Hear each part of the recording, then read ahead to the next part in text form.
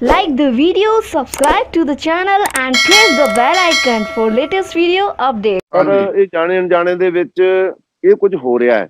ਜਿੱਥੋਂ ਤੱਕ ਜਥੇਦਾਰ ਅਕਾਲ ਤਖਤ ਦਾ ਸੰਬੰਧ ਹੈ, ਉਹ ਬੜੇ ਸਮਝਦਾਰ ਨੇ, ਉਹਨਾਂ ਨੇ ਇਹ ਸਰਕਾਰ ਦੀਆਂ ਚਾਲਾਂ 'ਚ ਨਹੀਂ ਆਉਣਾ। ਅਸੀਂ ਬਾਬਾ ਜੀ ਨੂੰ ਬੇਨਤੀ ਕਰਦੇ ਹਾਂ, ਜਾਂ ਹੋਰ ਵੀ ਕੋਈ ਧਾਰਮਿਕ ਸ਼ਖਸੀਅਤਾਂ ਬੜੀਆਂ ਸਤਿਕਾਰਯੋਗ ਹੈ, ਕਿਉਂਕਿ ਅਸੀਂ 31 ਜਥੇਬੰਦੀਆਂ ਨੂੰ ਅੱਗੇ ਲਾਇਆ। ਉਹਨਾਂ ਦੇ ਆਗੂ ਬੜੇ ਸਿਆਣੇ ਸੁਲਝੇ ਹੋਏ, ਖੇਤੀ ਦੇ ਸੰਬੰਧ ਵਿੱਚ ਬੜੇ ਮਾਹਰ ਨੇ, ਤੇ ਅੱਜ ਤੱਕ ਜਿਹੜਾ ਉਹਨੇ ਸੰਘਰਸ਼ ਲੜਿਆ, ਜਿੰਨੀਆਂ 8-9 ਮੀਟਿੰਗਾਂ ਕੀਤੀਆਂ, ਹਰ ਮੀਟਿੰਗ ਦੇ ਵਿੱਚ ਉਹਨਾਂ ਨੇ ਭਾਰਤ ਸਰਕਾਰ ਨੂੰ, ਉਹਨਾਂ ਦੇ ਵਜ਼ੀਰਾਂ ਨੂੰ ਲਾਜਵਾਬ ਕੀਤਾ ਹੈ। ਇਸ ਵਾਸਤੇ ਜੇ ਕੋਈ ਅਪਰੋਚ ਕਰਦਾ ਵੀ ਹੈ ਤਾਂ ਉਹਨੂੰ ਸਪਸ਼ਟ ਕਹਿ ਦੇਣਾ ਚਾਹੀਦਾ ਕਿ ਤੁਸੀਂ ਭਾਈ ਜਾਂ ਤੇ ਬਿੱਲ ਰੱਦ ਕਰ ਦਿਓ, ਜੇ ਤੁਸੀਂ ਗੱਲਬਾਤ ਕਰਨੀ ਚਾਹੁੰਦੇ ਹੋ ਤੇ ਫਿਰ ਉਹਨਾਂ ਹੀ ਜਥੇਬੰਦੀਆਂ ਦੇ ਆਗੂਆਂ ਨਾਲ ਕਰੋ ਜਿਨ੍ਹਾਂ ਨਾਲ ਤੁਹਾਡੀ ਗੱਲਬਾਤ ਚੱਲ ਰਹੀ ਆ। ਅਸੀਂ 100% ਉਹਨਾਂ ਤੇ ਯਕੀਨ ਕਰਦੇ ਹਾਂ, ਜਿਹੜਾ ਉਹ ਫੈਸਲਾ ਕਰਨਗੇ ਅਸੀਂ ਸਾਰੇ ਮੰਨਾਂਗੇ।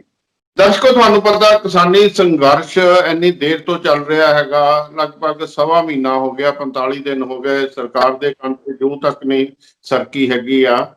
ਹੁਣ ਅਸੀਂ ਲੇਟੈਸਟ ਕੀ ਅੱਜ ਦਿੱਲੀ ਬਾਰਡਰ ਤੇ ਹੋ ਰਹੇ ਪੂਰੇ ਇਲਾਕੇ ਵਿੱਚ ਕੀ ਸਰਗਰਮੀਆਂ ਚੱਲਦੀਆਂ ਹੈਗੀਆਂ, ਤੁਹਾਡੀ ਮੁਲਾਕਾਤ ਇੱਕ ਅਹਿਮ ਸ਼ਖਸੀਅਤ ਜਥੇਦਾਰ ਜਸਵੀਰ ਸਿੰਘ ਜੀ ਰੋਡੇ, ਜੋ ਕਿ ਸਾਬਕਾ ਜਥੇਦਾਰ ਅਕਾਲ ਤਖਤ ਦੇ ਰਹੇ ਹੈਗੇ ਆ, ਬਹੁਤ ਅੱਛੇ ਸਮਾਜਿਕ ਧਾਰਮਿਕ ਸ਼ਖਸੀਅਤ ਹੈਗੀ ਆ ਤੇ ਸਮਾਜਿਕ ਕੰਮਾਂ ਤੇ ਵੱਧ ਚੜ ਕੇ ਹਿੱਸਾ ਲੈਂਦੇ ਹੈਗੇ ਆ। ਇਹ ਦਿੱਲੀ ਇਸ ਵੇਲੇ ਮੌਜੂਦ ਹੈਗੇ ਆ। 2 ਜਨਵਰੀ ਤੋਂ ਲਗਾਤਾਰ ਉੱਥੇ ਸੰਘਰਸ਼ ਦਾ ਹਿੱਸਾ ਬਣੇ ਹੈਗੇ ਆ। ਉਹਦੇ ਤੋਂ ਪਹਿਲਾਂ ਵੀ ਇਹ ਬੜੀ ਦੇਰ ਉੱਥੇ ਰਹੇ ਸੀ।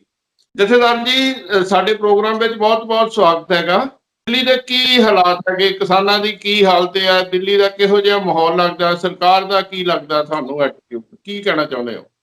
ਸਾਰੇ ਦਰਸ਼ਕਾਂ ਦਾ ਦਾਸ ਸਭ ਤੋਂ ਪਹਿਲਾਂ ਸਭ ਨੂੰ ਫਤਿਹ ਅਰਜ਼ ਕਰਦਾ। ਵਾਹਿਗੁਰੂ ਜੀ ਕਾ ਖਾਲਸਾ, ਵਾਹਿਗੁਰੂ ਜੀ ਕੀ ਫਤਿਹ। ਦਿੱਲੀ ਅਸੀਂ 2 ਦਸੰਬਰ ਤੋਂ ਇੱਥੇ ਆਏ ਹੋਏ ਹਾਂ। ਜਦੋਂ ਸਾਨੂੰ ਇਹ ਪਤਾ ਲੱਗਾ ਕਿ 26-27 ਤਰੀਕ ਨੂੰ, ਨਵੰਬਰ ਨੂੰ, ਜਦੋਂ ਕਿਸਾਨ ਇੱਥੇ ਆ ਰਹੇ ਸੀ ਤੇ ਰਸਤੇ ਵਿੱਚ ਖੱਟਰ ਸਰਕਾਰ ਨੇ, ਹਰਿਆਣੇ ਦੇ CM ਨੇ ਕਿਸਾਨਾਂ ਦੇ ਉੱਪਰ ਟੀਅਰ ਗੈਸ ਦੇ ਗੋਲੇ ਛੱਡੇ, ਲਾਠੀ ਚਾਰਜ ਕੀਤਾ, ਇਤਆਦਿਕ ਬਹੁਤ ਸਾਰੇ ਕਿਸਾਨ ਜ਼ਖਮੀ ਹੋ ਗਏ, ਕਈਆਂ ਦੇ ਅੱਖਾਂ 'ਚ ਦਰਦ ਹੋਣ ਲੱਗ ਗਿਆ। ਮੈਂ ਫਿਰ ਡਾਕਟਰਾਂ ਦੀ ਇੱਕ ਟੀਮ ਦੇ ਨਾਲ ਰਾਏ ਕੀਤੀ ਵੀ ਆਪਾਂ ਨੂੰ ਤੁਰੰਤ ਮੈਡੀਕਲ ਏਡ ਦੇਣੀ ਚਾਹੀਦੀ ਹੈ। ਇਸ ਮੈਡੀਕਲ ਕੈਂਪ ਲੈ ਕੇ 4 ਡਾਕਟਰਾਂ ਦੀ ਟੀਮ ਲੈ ਕੇ, 2 ਵਿੱਚ MBBS ਡਾਕਟਰ ਸੀਗੇ, ਅਸੀਂ ਇੱਥੇ ਆ ਕੇ ਤੁਰੰਤ 2 ਤਰੀਕ ਨੂੰ ਮੈਡੀਕਲ ਕੈਂਪ ਲਾਇਆ ਤੇ ਫਿਰ 2 ਦਿਨਾਂ ਦੇ ਵਿੱਚ ਹੀ ਇੱਥੇ ਨਾਲ ਹੀ ਲੰਗਰ ਤੇ ਨਾਲ ਹੀ 200 ਬੈੱਡ ਦੀ ਰਿਹਾਇਸ਼ ਦੇ ਵੀ ਇੰਤਜ਼ਾਮ ਕੀਤਾ। ਕੋਈ ਬੇਸਹਾਰਾ ਕੋਈ ਆਉਂਦਾ ਇੱਥੇ ਮਦਦ ਵਾਸਤੇ, ਰਾਤ ਪੈ ਜਾਂਦੀ ਹੈ, ਰਹਿਣਾ ਚਾਹੁੰਦਾ, ਸਾਡੇ ਕੋਲ ਰਹਿ ਸਕੇ। ਸੋ ਉਹਨੇ ਦਿਨਾਂ ਤੋਂ 1.5 ਮਹੀਨੇ ਤੋਂ ਅਸੀਂ ਇੱਥੇ ਆ। ਅਸੀਂ ਦੇਖ ਰਹੇ ਹਾਂ ਕਿਸਾਨਾਂ ਦੇ ਵਿੱਚ ਜੋ ਇੱਥੇ ਸੰਗਤਾਂ ਹੈ।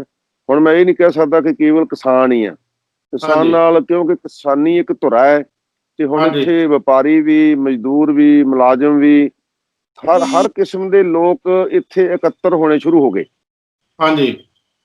ਤੇ ਹੌਲੀ ਹੌਲੀ ਇਹ ਇਕੱਠ ਬਹੁਤ ਮੀਲਾਂ ਦੇ ਵਿੱਚ ਇੱਕ ਜਾਮ ਲੱਗਾ ਹੋਇਆ ਹੈ ਤੇ ਹੌਸਲੇ ਇੰਨੇ ਬੁਲੰਦ ਨੇ ਇਹਨਾਂ ਲੋਕਾਂ ਦੇ, ਜਿੰਨੀਆਂ ਸੰਗਤਾਂ, ਜਿੰਨੀਆਂ ਕਿਸਾਨ ਜਥੇਬੰਦੀਆਂ ਨਾਲ ਜਾਂ ਜੁੜੇ ਹੋਏ, ਜਿੰਨੀ ਸੰਗਤ ਹੈ। ਪਿਛਲਾ ਹਫ਼ਤਾ ਬਾਰਿਸ਼ ਦਾ ਬੀਤਿਆ। ਬਾਰਿਸ਼ ਦੇ ਵਿੱਚ ਤਰਪਾਲਾਂ ਚੋ ਗਈਆਂ, ਬਿਸਤਰੇ ਭਿੱਜ ਗਏ, ਖਾਣ ਪੀਣ ਦਾ ਬਾਲਣ ਭਿੱਜ ਗਿਆ, ਰਾਸ਼ਨ ਭਿੱਜ ਗਏ। ਪਰ ਹਰ ਟੈਂਟ ਦੇ ਵਿੱਚੋਂ ਸਤਨਾਮ ਵਾਹਿਗੁਰੂ ਦਾ ਜਾਪ ਹੋ ਰਿਹਾ ਸੀ, ਜਕਾਰੇ ਛੱਡੇ ਜਾ ਰਹੇ। ਇੱਕ ਦੂਜੇ ਨੂੰ ਜਦੋਂ ਮਿਲਦੇ ਸੀ ਕਹਿੰਦੇ ਸੀ ਪ੍ਰਵਾਹ ਨਹੀਂ, ਖੇਤਾਂ 'ਚ ਕਿਹੜਾ ਬਾਰਿਸ਼ ਨਹੀਂ ਆਉਂਦੀ, ਕਪਾਹ ਚੁਗਦੇ ਤੇ ਕਿਹੜਾ ਬਾਰਿਸ਼ ਨਹੀਂ ਆਉਂਦੀ, ਇਹ ਖੇਤੀ ਦਾ ਮਸਲਾ ਹੈ, ਇਹ ਆਰ ਪਾਰ ਦੀ ਲੜਾਈ ਹੈ, ਇਹ ਤੇ ਘਬਰਾਉਣਾ ਨਹੀਂ। ਸਾਰਿਆਂ ਦੇ ਹੌਸਲੇ ਬੜੇ ਬੁਲੰਦ ਰਹੇ। ਮੈਂ ਹੈਰਾਨ ਸੀ। ਔਰਤਾਂ, ਬਜ਼ੁਰਗ, ਸਾਡੇ ਜਿਹੜੇ ਕਿਸਾਨ ਵੀ ਬੜੀ ਤਹੱਮਲ ਦੇ ਨਾਲ ਬੈਠੇ ਸੀ। ਬਾਕੀ ਤੁਸੀਂ ਦੇਖੋਗੇ ਕਿ ਇਹੋ ਜਿਹਾ ਸੰਘਰਸ਼ ਮੈਂ ਕਈ ਸੰਘਰਸ਼ ਆਪਣੀ ਜ਼ਿੰਦਗੀ 'ਚ ਵੇਖੇ ਨੇ, ਪਰ ਜਿਹੜਾ ਇਹ ਸੰਘਰਸ਼ ਹੈ, ਜਿਹਨੂੰ ਬਹੁਤ ਵੱਡੀ ਪੱਧਰ ਤੇ ਸਪੋਰਟ ਮਿਲੀ ਆ ਔਰ ਬਹੁਤ ਵੱਡੀ ਪੱਧਰ ਤੇ ਸ਼ਾਂਤਮਈ ਹੈ। ਤੁਸੀਂ 1.5 ਮਹੀਨੇ ਦੇ ਵਿੱਚ ਤੁਸੀਂ ਵੱਖ-ਵੱਖ ਤਰ੍ਹਾਂ ਦੇ ਲੋਕਾਂ ਨਾਲ ਮਿਲੇ ਹੋ, ਦੁਕਾਨਦਾਰਾਂ ਨਾਲ, ਘਰ ਵਾਲਿਆਂ ਨਾਲ, ਪੈਟਰੋਲ ਪੰਪ ਹੈ, ਮਾਲ ਹੈ, ਸਭ ਦੇ ਨਾਲ। ਕੋਈ ਇਹ ਨਹੀਂ ਕਹਿ ਸਕਦਾ ਕਿ ਕਿਸੇ ਨੇ ਵੀ ਇੱਕ ਪੈਸੇ ਦਾ ਵੀ ਕਿਸੇ ਕੋਈ ਨੁਕਸਾਨ ਕੀਤਾ ਹੋਵੇ, ਕਿਸੇ ਦਰਖਤਾਂ ਦੀ ਪੱਤਾ ਵੀ ਤੋੜਿਆ ਹੋਵੇ। ਇੰਨੇ ਮਾਹੌਲ ਸ਼ਾਂਤ ਮਾਹੌਲ ਦੇ ਵਿੱਚ ਲੋਕ ਬੈਠੇ ਨੇ। ਦੂਸਰਾ ਹਾਂਜੀ। ਪੱਖ ਜਿਹੜਾ ਉਹ ਇਹ ਹੈ ਕਿ ਜਿਹੜੀਆਂ 31 ਕਿਸਾਨ ਜਥੇਬੰਦੀਆਂ ਹੈ, ਉਹਨਾਂ ਦੇ ਹਾਂਜੀ। ਆਗੂ ਰੋਜ਼ਾਨਾ ਆਪਸ ਵਿੱਚ ਮੀਟਿੰਗ ਕਰਦੇ ਆ। ਹਾਂਜੀ। ਜੋ ਮੀਟਿੰਗ ਦਾ ਚਿੱਟਾ ਨਿਕਲਦਾ ਉਸ ਨੂੰ ਸਟੇਜ ਤੇ ਜਾ ਕੇ ਆਮ ਪਬਲਿਕ ਦੇ ਨਾਲ ਸਾਂਝਾ ਕਰਦੇ ਆ। ਔਰ ਹਾਂਜੀ। ਸ਼ੁਰੂ ਤੋਂ ਉਹਨਾਂ ਦੀ ਇਹ ਰਾਏ ਹੈ ਕਿ ਜਿਹੜੇ 3 ਬਿੱਲ ਖੇਤੀ ਦੇ ਹਾਂਜੀ। ਸੰਬੰਧ ਵਿੱਚ ਗਵਰਨਮੈਂਟ ਨੇ ਪਾਸ ਕੀਤੇ ਆ, ਇਹ ਕਿਸਾਨ ਮਾਰੂ ਬਿੱਲ ਹੈ, ਇਹ ਹਾਂਜੀ। ਬਹੁਤ ਘਾਤਕ ਨੇ ਤੇ ਇਹ ਤੁਰੰਤ ਗਵਰਨਮੈਂਟ ਨੂੰ ਵਾਪਸ ਲੈ ਲੈਣੇ ਚਾਹੀਦੇ ਆ। ਹਾਂ ਚਲੋ ਆਪਾਂ ਇਹ ਪੁਆਇੰਟ 3 ਮਹੀਨੇ ਪਹਿਲਾਂ ਪੰਜਾਬ ਦੇ ਵਿੱਚ ਪੁਆਇੰਟ ਡਿਸਕਸ ਹਾਂ ਸਰਕਾਰ ਦੀਆਂ ਤੁਹਾਨੂੰ ਮੀਟਿੰਗਾਂ ਵੱਡੀਆਂ ਹੋਈਆਂ ਹੈਗੀਆਂ, ਸਰਕਾਰ ਦਾ ਕੀ ਲੱਗਦਾ ਮਨਸ਼ਾ? ਕੁਝ ਲੱਗਦਾ ਕੋਈ ਢਿੱਲੀ ਹੋਈ ਲੱਗਦੀ ਕਿ ਜਾਂ ਇਹ ਆਪਣੇ ਪੁਰਾਣੇ ਸਟੈਂਡ ਤੇ ਸਰਕਾਰ ਲੱਗਦੀ ਹੈ? ਇਹਦੇ ਬਾਰੇ ਕੀ ਕਹਿਣਾ ਚਾਹੁੰਦੇ ਆ? ਬਾਕੀ ਕਿਸਾਨਾਂ ਦੇ ਸਟਰਗਲ ਦੇ ਬਾਰੇ ਮੀਟਿੰਗਾਂ ਦੇ ਵਿੱਚ ਨਹੀਂ ਸਾਨੂੰ ਕੋਈ ਐਸਾ ਲੱਗਦਾ ਕਿ ਸਰਕਾਰ ਕੋਈ ਨਰਮ ਪਈ ਹੈ ਜਾਂ ਢਿੱਲੀ ਪਈ ਹੈ, ਕਿਉਂਕਿ ਜਿਹੜੀਆਂ 31 ਜਥੇਬੰਦੀਆਂ ਉਹਨਾਂ ਵਿੱਚ ਸਾਡੀ ਜਥੇਬੰਦੀ ਦਾ ਵੀ ਇੱਕ ਨੁਮਾਇੰਦਾ ਹੈ, ਇੰਟਰਨੈਸ਼ਨਲ ਪੰਥਕ ਦਲ ਦਾ ਕਿਸਾਨ ਬਚਾਓ ਮੋਰਚਾ ਭਾਈ ਕਿਰਪਾ ਸਿੰਘ, ਉਹਨਾਂ ਨੇ ਹਰ ਮੀਟਿੰਗ ਅਟੈਂਡ ਕੀਤੀ ਹੈ ਔਰ ਅੰਦਰ ਦੀ ਸਾਰੀ ਜਾਣਕਾਰੀ ਉਹ ਸਾਨੂੰ ਦਿੰਦੇ ਰਹਿੰਦੇ ਨੇ। ਪਰ ਜਿਹੜੀ ਅੱਜ ਤੱਕ ਦੇ ਹਾਲਾਤ ਨੇ, ਠੀਕ ਹੈ ਕਿ ਇਹਨਾਂ ਤੇ ਪ੍ਰੈਸ਼ਰ ਨੈਸ਼ਨਲ ਇੰਟਰਨੈਸ਼ਨਲ ਬਹੁਤ ਪ੍ਰੈਸ਼ਰ ਹੈ, ਆਪਾਂ ਵੀ ਇਸ ਗੱਲ ਨੂੰ ਸਮਝਦੇ ਹਾਂ, ਪਰ ਇੱਕ ਜਿਹਨੂੰ ਕਹਿ ਦਈਏ ਅੜੀਅਲ ਰਵੱਈਆ ਹੈ, ਤਾਨਾਸ਼ਾਹੀ ਹੈ, ਉਹ ਬਰਕਰਾਰ ਨਜ਼ਰ ਆਉਂਦੀ ਹੈ। ਕੱਲ ਦੀ ਤੁਸੀਂ ਘਟਨਾ ਲੈ ਲਓ, ਕੱਲ ਹਰਿਆਣੇ ਦੇ ਸੀਐਮ ਨੂੰ ਹਰਿਆਣੇ ਦੇ ਕਿਸਾਨਾਂ ਨੇ ਉਹਦੇ ਹੈਲੀਪੈਡ ਤੋਂ ਉੱਤਰ ਨਹੀਂ ਦਿੱਤਾ। 2 ਹੈਲੀਪੈਡ ਬਣਾਏ ਸੀ, ਦੋਨੇ ਰੋਕ ਲਏ, ਸਟੇਜ ਰੋਕ ਲਈ, ਵਾਪਸ ਭੇਜ ਦਿੱਤਾ ਗਿਆ। ਕਰਨਾਲ ਦੇ ਨੇੜੇ ਘਟਨਾ ਕੱਲ ਵਾਪਰੀ ਹੈ। ਔਰ ਇਹ ਹੱਲੇ ਵੀ ਕਹਿਣ ਕਿ ਕੁਝ ਗੁੰਮਰਾਹ ਹੋਏ ਲੋਕ ਹੈ ਜੀ, ਇਹਨਾਂ ਦੇ ਪਿੱਛੇ ਕੋਈ ਚਾਲ ਹੈ ਜੀ, ਇਹ ਗੱਲਾਂ ਹੱਲੇ ਵੀ ਉਸ ਤਰ੍ਹਾਂ ਦੀਆਂ ਹੋ ਰਹੀਆਂ। ਤੇ ਇਹ ਕਹਿ ਰਹੇ ਕਿ ਸੋਧਾਂ ਤੁਸੀਂ ਕਰਵਾਓ, ਸੋਧਾਂ ਕਰਵਾ ਕੇ ਅਸੀਂ ਜੋ ਕੁਝ ਸੋਧ ਕਰ ਦਿੰਦੇ ਆ, ਅਸੀਂ ਇਹਨਾਂ ਨੂੰ ਰੱਦ ਨਹੀਂ ਕਰ ਸਕਦੇ।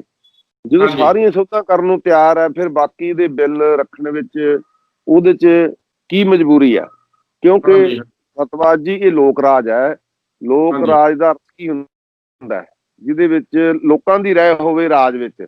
ਜਿਨ੍ਹਾਂ ਲੋਕਾਂ ਲਈ ਇਹ ਬਿੱਲ ਬਣਾਏ ਗਏ ਆ ਉਹ ਇਹਦੇ ਵਿਰੁੱਧ ਹੈ ਵੀ ਸਾਨੂੰ ਇਹ ਬਿੱਲ ਨਹੀਂ ਚਾਹੀਦੇ, ਤੇ ਫਿਰ ਗਵਰਨਮੈਂਟ ਨੂੰ ਕੀ ਹਰਜ ਹੈ ਇਹ ਬਿੱਲ ਵਾਪਸ ਲੈਣ ਦਾ? ਅੱਜ ਤੱਕ ਦਾ ਜਿਹੜਾ ਰਵੱਈਆ ਹੈ ਉਹ ਮੈਨੂੰ ਨਹੀਂ ਲੱਗਦਾ ਕਿ ਗਵਰਨਮੈਂਟ ਢਿੱਲੀ ਪਈ ਹੈ ਜਾਂ ਗਵਰਨਮੈਂਟ ਕੁਝ ਮੰਗਾ ਮੰਨਣ ਨੂੰ ਤਿਆਰ ਹੈ। ਗਵਰਨਮੈਂਟ ਹੋਰ ਢੰਗ ਤੇ ਲੱਗੀ ਹੋਈ ਹੈ ਵੀ ਇਹਨਾਂ ਚੋਂ ਕੁਝ ਬੰਦੇ ਪਾੜ ਲਓ, ਕਿਸੇ ਧਾਰਮਿਕ ਸ਼ਖਸੀਅਤ ਨੂੰ ਅੱਗੇ ਲਾ ਲਓ, ਕਿਸੇ ਰਾਜਨੀਤੀ ਨੂੰ ਕੋਈ ਅੱਗੇ ਲਾ ਲਓ। ਇਸ ਢੰਗ ਦੀ ਉਹ ਪ੍ਰੈਕਟੀਕਲ ਕਰ ਰਹੇ ਆ, ਤਜਰਬੇ ਕਰ ਰਹੇ ਆ, ਤੇ ਜਿਹੜੇ ਮੈਨੂੰ ਲੱਗਦਾ ਕਿ ਚੰਗੇ ਸਾਬਤ ਇਹਦਾ ਰਿਜ਼ਲਟ ਨਤੀਜਾ ਨਹੀਂ ਠੀਕ ਨਿਕਲਣਾ ਇਹਦਾ।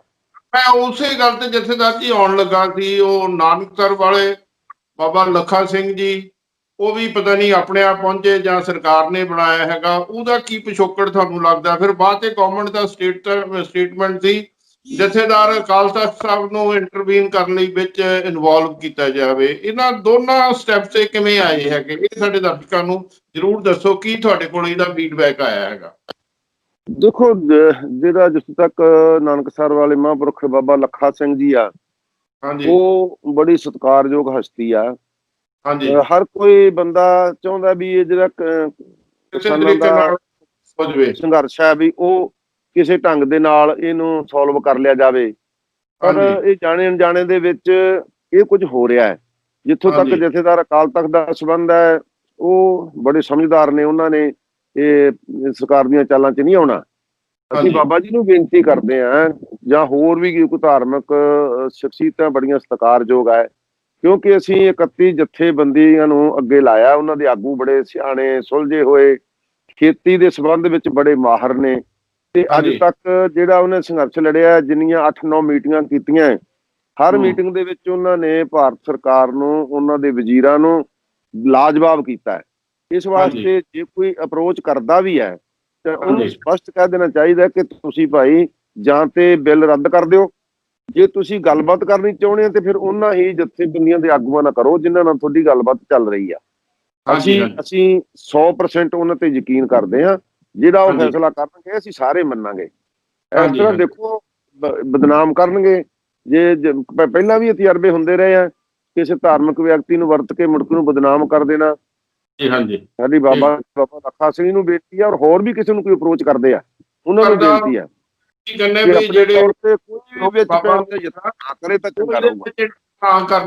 ਇਹਦੇ ਵਿੱਚ ਹੈ ਅੱਛਾ, ਇੱਕ ਮੈਨੂੰ ਜਥੇਦਾਰ ਜੀ ਹੋਰ ਗੱਲ ਦੱਸੋ। ਆ 2-3 ਦਿਨ ਪਹਿਲਾਂ ਕੁਝ ਬੀਜੇਪੀ ਦੇ ਪੰਜਾਬ ਤੋਂ ਲੀਡਰ ਗਏ ਸੀ। ਉਹ ਜਦੋਂ ਮੋਦੀ ਸਾਹਿਬ ਨੂੰ ਮਿਲ ਕੇ ਉਹਨਾਂ ਨੇ ਕਿਹਾ ਹੈਗਾ ਵੀ ਇਹ ਜਿਹੜੀ ਮੂਵਮੈਂਟ ਆ ਲੀਡਰਲੈਸ ਹੈਗੀ ਆ, ਕੋਈ ਇਹਨਾਂ ਦਾ ਲੀਡਰ ਨਹੀਂ ਹੈਗਾ, ਜਦ ਕਿ 31 ਜਥੇਬੰਦੀਆਂ ਦੀ ਨੁਮਾਇੰਦਾ ਕਰਦੀ ਹੈਗੀ ਆ। ਉਹ ਕਹਿੰਦੇ 2-4 ਬੰਦੇ ਨੋਮੀਨੇਟ ਕਰ ਦੇਣ, ਉਹ ਸਰਕਾਰ ਨਾਲ ਗੱਲ ਕਰਨ। ਤੇ ਕੀ ਲੱਗਦਾ ਤੁਹਾਨੂੰ, ਇਹ ਲੀਡਰਸ਼ਿਪ ਆ ਜਿਹੜੀ ਮੂਵਮੈਂਟ, ਇਹਦੇ ਬਾਰੇ ਕੀ ਕਹਿਣਾ ਚਾਹੁੰਦੇ ਹੋ? ਦੇਖੋ, ਲੀਡਰਲੈਸ ਕਿਹਨੂੰ ਕਹਿ ਸਕਦੇ? ਜਾਂ ਤਾਂ ਕਹੋ ਵੀ ਜਿਹੜੇ ਲੱਖਾਂ ਲੋਕ ਬੈਠੇ ਆ ਇਹਨਾਂ ਨੂੰ ਕੋਈ ਆਰਗੇਨਾਈਜੇਸ਼ਨ ਨਹੀਂ ਕਰ ਸਕਿਆ, ਇਹਨਾਂ ਨੂੰ ਕੋਈ ਸੰਭਾਲ ਨਹੀਂ ਸਕਿਆ, ਇੱਥੇ ਕੋਈ ਹੁੱਲੜਬਾਜ਼ੀ ਹੋ ਗਈ, ਇੱਥੇ ਕੋਈ ਪ੍ਰਾਪਰਟੀ ਦਾ ਨੁਕਸਾਨ ਹੋ ਗਿਆ, ਇੱਥੇ ਕੋਈ ਕਾਨੂੰਨ ਦੀ ਉਲੰਘਣਾ ਹੋ ਗਈ, ਫਿਰ ਤਾਂ ਆਪਾਂ ਕਹਿ ਸਕਦੇ ਹਾਂ ਕਿ ਇਹ ਮੂਵਮੈਂਟ ਆਪ ਮੁਹਾਰੀ ਹੈ, ਇਹਦਾ ਕੋਈ ਲੀਡਰ ਨਹੀਂ ਹੈ। ਦੂਸਰੇ ਪਾਸੇ ਜਦੋਂ ਸਾਡੇ ਲੀਡਰ ਬੈਠਦੇ ਆ, ਕਿਸਾਨ ਲੀਡਰ ਬੈਠਦੇ ਨੇ, ਉਹ ਸਾਰੇ ਤਾਂ ਬੋਲਦੇ ਨਹੀਂ ਵੀ ਕਾਮਾਰੌਲੀ ਪਾਈ ਜਾਂਦੇ ਆ, ਉਹਨਾਂ ਚ 1 ਜਾਂ 2 ਬੋਲਦੇ ਆ। ਜੇ ਗਵਰਨਮੈਂਟ ਚਾਹੁੰਦੀ ਹੈ ਤੇ ਅਸੀਂ ਕਿਸਾਨਾਂ ਨੂੰ ਇਹ ਵੀ ਬੇਨਤੀ ਕਰ ਦਾਂਗੇ ਵੀ ਤੁਸੀਂ ਕਹਿ ਦੋ ਵੀ ਅਸੀਂ ਜੀ 2 ਹੀ ਬੋਲਾਂਗੇ, 3 ਨਹੀਂ ਬੋਲਾਂਗੇ, ਪਰ ਬੈਠਾਂਗੇ ਸਾਰੇ। ਪਰ ਉਹਦੇ ਵਿੱਚ ਦੇਖੋ ਇਹ ਵੀ ਇੱਕ ਚਾਲ ਹੈ ਵੀ ਇਹ ਕਹਿਣ ਵੀ 2 ਨੁਮਾਇੰਦੇ ਅਸੀਂ ਲੈ ਲਏ, ਉਹਨਾਂ ਬਾਰੇ ਝੂਠ ਬੋਲ ਦੇਣਗੇ ਜੀ, ਉਹ ਆਏ ਮੰਨਣਗੇ, ਦੂਜੇ ਨੂੰ ਕਹਿਣਗੇ ਨਹੀਂ ਮੰਨੇ ਜੀ, ਇਲੈਕਸ਼ਨ ਪਾ ਦੇਣਗੇ। ਇਸ ਕਰਕੇ ਕਿਸਾਨ ਜਥੇਬੰਦੀਆਂ ਬੜੀਆਂ ਸੁਚੇਤ ਹੈ ਇਸ ਗੱਲ। ਹਾਂਜੀ, ਤੋ 1-2 ਗੱਲਾਂ ਹੋਰ। ਇਹ ਮੋਦੀ ਸਾਹਿਬ ਇਹਨਾਂ ਦਾ ਦੇਖੋ ਸਿੱਖ ਵੋਟ ਬੈਂਕ, ਈਵਨ ਸਿੱਖ ਤੋਂ ਪੰਜਾਬ ਦਾ ਵੀ ਬਹੁਤ ਸਾਰਾ ਵੋਟ ਬੈਂਕ, ਜਿਹੜੇ ਰਾਈਟ ਥਿੰਕਿੰਗ ਸਿਟੀਜ਼ਨ, ਚਾਹੇ ਹਿੰਦੂ ਜਾਂ ਉਹ ਦੂਸਰੀ ਕਮਿਊਨਿਟੀ ਦੇ, ਦੇਖੋ ਇਹ ਪੋਲੀਟੀਕਲ ਲੀਡਰ ਹੈਗੇ ਆ ਮੋਦੀ ਸਾਹਿਬ, ਇਹਨਾਂ ਦਾ ਵੋਟ ਬੈਂਕ ਬਹੁਤ ਜ਼ਿਆਦਾ ਥੱਲੇ ਚਲ ਜਾਏਗਾ, ਕਿਉਂਕਿ ਜਿਹੜਾ ਪੋਲੀਟੀਕਲ ਲੋਕ ਇਹ ਵੋਟਾਂ ਤੋਂ ਬੜੇ ਡਰਦੇ ਹੈਗੇ ਕਿ ਮੋਦੀ ਸਾਹਿਬ ਨੂੰ ਇਸ ਗੱਲ ਦਾ ਅਹਿਸਾਸ ਨਹੀਂ ਵੀ ਮੇਰਾ ਜਿਹੜਾ ਕੰਟਰੀ ਵਿੱਚ ਜਾਂ ਅਬਰੋਡ ਇਮੇਜ ਖਰਾਬ ਹੋ ਰਿਹਾ, ਮੇਰਾ ਪੋਲੀਟੀਕਲ ਵੋਟ ਬੈਂਕ ਬਹੁਤ ਥੱਲੇ ਹੋ ਰਿਹਾ ਹੈਗਾ। ਕੁਛ ਇਹ ਵੀ ਨਹੀਂ ਕੰਸੀਡਰੇਸ਼ਨ ਗਵਰਨਮੈਂਟ ਦੇ ਨਜ਼ਰ ਵਿੱਚ ਆ ਰਹੀ ਹੈਗੀ। ਆਪਣੇ ਕੋਲੋਂ ਕੋਈ ਗੱਲ ਕਵਾਂ ਨਾ ਤੇ ਉਹ ਸ਼ਾਇਦ ਲੱਗੇਗੀ ਕਿ ਇਹ ਬੰਦੇ ਇਹੋ ਜਿਹੀਆਂ ਗੱਲਾਂ ਆਪਣੇ ਸੁਭਾਅ ਮੁਤਾਬਕ ਕਰਦੇ ਆ। ਕੁਝ ਦਿਨ ਪਹਿਲਾਂ 5 ਦਿਨ ਪਹਿਲਾਂ ਭਾਜਪਾ ਦੇ ਹੀ ਇੱਕ MP ਔਰ ਸੀਨੀਅਰ ਐਡਵੋਕੇਟ ਉਹ ਸੁਬਰਾਮਣੀਅਮ ਸਵਾਮੀ ਦਾ ਇੱਕ ਬਿਆਨ ਆਇਆ ਤੇ ਉਹਨੂੰ ਪੁੱਛਿਆ ਸੀ ਪ੍ਰੈਸ ਨੇ ਕਿ ਜਿਹੜੀ ਸਿੱਖ ਵੋਟ ਹੈ ਜਾਂ ਪੰਜਾਬੀ ਵੋਟ ਹੈ ਉਹ ਭਾਜਪਾ ਨੇ ਗਵਾ ਲਈ ਹੈ। ਉਹ ਕਹਿੰਦਾ ਮੈਨੂੰ ਇਹਦਾ ਫਿਕਰ ਨਹੀਂ, ਕੋਈ ਗੱਲ ਨਹੀਂ, ਵੋਟਾਂ ਆਉਂਦੀਆਂ ਜਾਂਦੀਆਂ ਰਹਿੰਦੀਆਂ, ਮੈਨੂੰ ਇਸ ਚੀਜ਼ ਦੀ ਚਿੰਤਾ ਹੈ ਕਿ ਮੋਦੀ ਸਾਹਿਬ ਦਾ ਜਿਹੜਾ ਇਹੋ ਜਿਹਾ ਰਵੱਈਆ ਹੈ, ਵਤੀਰਾ ਹੈ ਸਿੱਖਾਂ ਪ੍ਰਤੀ, ਇਹ ਕਿਤੇ ਸਿੱਖਾਂ ਨੂੰ ਹੀ ਹਿੰਦੁਸਤਾਨ ਨਾਲੋਂ ਨਾ ਤੋੜ ਬੈਠਣ। ਦੇਖੋ ਕਿੰਨੀ ਵੱਡੀ ਉਹਨੇ ਨਸੀਹਤ ਦਿੱਤੀ ਆ। ਜਿਸ ਤਰ੍ਹਾਂ ਦਾ ਵਤੀਰਾ ਚੱਲ ਰਿਹਾ ਹੈ, ਇਹ ਇਕੱਲਾ ਮਸਲਾ ਵੋਟ ਬੈਂਕ ਦਾ ਨਹੀਂ, ਇਹ ਭਾਰਤ ਨੂੰ ਬਚਾਉਣ ਦਾ ਹੈ, ਭਾਰਤ ਦੀ ਸੋਵਰੇਨਿਟੀ ਦੇ ਉੱਪਰ ਵੀ ਪ੍ਰਸ਼ਨ ਚਿੰਨ੍ਹ ਲੱਗ ਸਕਦਾ ਹੈ। ਇਹ ਬਹੁਤ ਸੋਚਣ ਵਾਲੀ ਗੱਲ ਹੈ। ਪ੍ਰਧਾਨ ਮੰਤਰੀ ਸਾਹਿਬ ਨੂੰ ਬੜੇ ਤਹੱਮਲ ਦੇ ਨਾਲ ਜਿਹੜੀ ਗਰਾਊਂਡ ਰਿਐਲਿਟੀ ਹੈ ਉਹਨੂੰ ਸਮਝ ਕੇ ਚੱਲਣਾ ਚਾਹੀਦਾ ਹੈ। ਹਾਂਜੀ। ਇੱਕ ਤਾਂ ਹੋਰ ਗੱਲ ਕਲੀਅਰ ਹੋ ਗਈ, ਜਿਵੇਂ ਇਹਨਾਂ ਸਾਡੇ ਲੀਡਰਾਂ ਨੂੰ, ਜਿਹੜੇ ਕਿਸਾਨ ਜਥੇਬੰਦੀਆਂ ਨੂੰ, ਕਦੀ ਕਹਿੰਦੇ ਮਾਓਵਾਦੀ ਆ, ਕਦੀ ਕਹਿੰਦੇ ਟੈਰਰਿਸਟ ਆ, ਕਦੀ ਕਹਿੰਦੇ ਖਾਲਿਸਤਾਨੀ, ਜਦ ਕਿ ਸ਼ੁਰੂ ਤੋਂ ਹੀ ਲਗਭਗ ਦੂਜੇ-ਤੀਜੇ ਦਿਨ ਤੋਂ ਹਰਿਆਣਾ ਦੇ ਵੀ ਸਾਰੇ ਲੋਕੀ ਆ ਗਏ ਸੀ, ਰਾਜਸਥਾਨ ਦੇ, ਯੂਪੀ ਦੇ, ਜਾਂ ਅੱਜ ਕੱਲ੍ਹ ਤਾਂ ਪੂਰੇ ਇੰਡੀਆ ਦੇ ਕਿਸਾਨ ਹੈਗੇ, ਚਾਹੇ ਉਹ ਹਿੰਦੂ ਆ, ਚਾਹੇ ਉਹ ਸਿੱਖ ਹੈਗੇ, ਚਾਹੇ ਉਹ ਮੁਸਲਿਮ ਹੈਗੇ, ਚਾਹੇ ਈਵਨ ਕ੍ਰਿਸਚੀਅਨ ਹੈਗੇ ਆ। ਇਹ ਇਸ ਲੈਵਲ ਦੀ ਮੂਵਮੈਂਟ ਹੈਗੀ।